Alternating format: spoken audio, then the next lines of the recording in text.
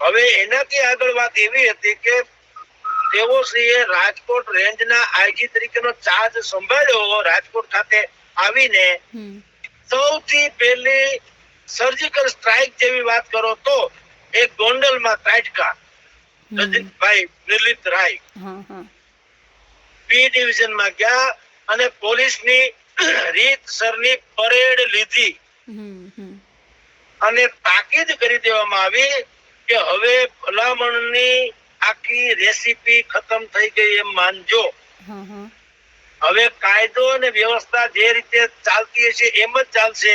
કોઈ પણ છગન મગનભાઈ ની ભલામણ છે એટલે અમારે હેઠું ઘાલવું પડ્યું, નીચું જોવું પડ્યું, એવું કઈ હાલશે નહીં.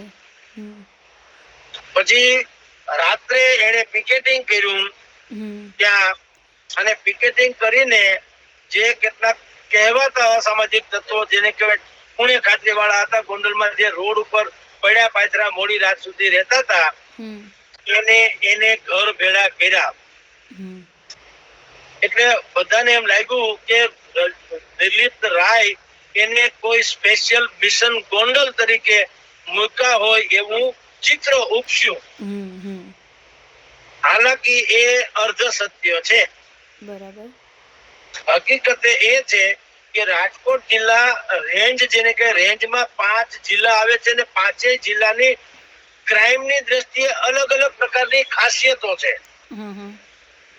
રાજકોટ જિલ્લામાં જેમ મેં ગોંડલ વાળી વાત કરી એના જેવું છે તો બીજા 4 જિલ્લા છે જામનગર, દેવભૂમિ દ્વારકા, મોરબી અને સુરેન્દ્રનગર.